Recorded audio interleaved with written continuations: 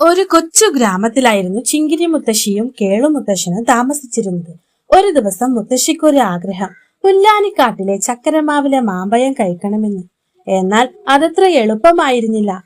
പുല്ലാനിക്കാട്ടിൽ അക്രമിയായ ഒരു പുലിയുണ്ട്.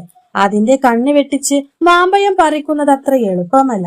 ഇതുകൊണ്ട് തന്നെ ചക്കരമാവിലെ മാമ്പഴം മുത്തശ്ശിക്കൊരു കിട്ടാക്കനിയായിരുന്നു. മനുഷ്യ, ചാവുന്നതിന് മുന്നേ എനിക്ക് ആ മാമ്പഴം കഴിക്കണമെന്നുണ്ട്. എന്തെങ്കിലും സൂത്രം ഉപയോഗിച്ച് എനിക്കത് കൊണ്ടുതരൂ.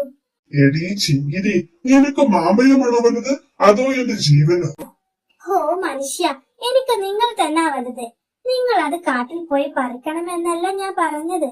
എന്തെങ്കിലും സൂത്രം ഉപയോഗിച്ച് അത് പറിക്കാൻ പറ്റുമോ എന്ന് നോക്ക്.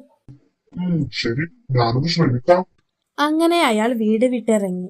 പോകുന്ന വഴിയിൽ ആരുടെയോ കരച്ചിൽ കേട്ടു. ആരാ അത്? മുത്തശ്ശൻ കരച്ചിൽ കേട്ട ഭാഗത്തേക്ക് പോയി നോക്കി. അപ്പോയതാ ഒരു കുരങ്ങൻ വെള്ളത്തിൽ വീണ് കിടക്കുന്നു. അതിന് മുകളിലേക്ക് കയറി വരാൻ പറ്റുന്നുണ്ടായിരുന്നില്ല.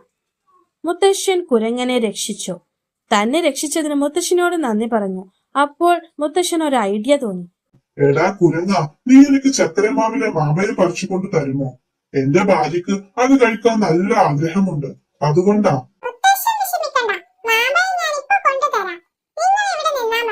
കുരങ്ങൻ ഓടിപ്പോയി മാമ്പഴം കൊണ്ടുവന്നു. മുത്തശ്ശന് സന്തോഷമായി. കുരങ്ങനോട് നന്ദി പറഞ്ഞ് അത് മുത്തശ്ശിക്ക് കൊണ്ടുകൊടുത്തു.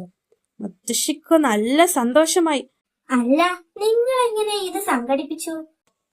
മുത്തശ്ശൻ നടന്ന സംഭവങ്ങളൊക്കെ മുത്തശ്ശിക്ക് പറഞ്ഞു കൊടുത്തു. രണ്ടുപേരും ആസ്വദിച്ച് മാമ്പഴം കഴിച്ചു.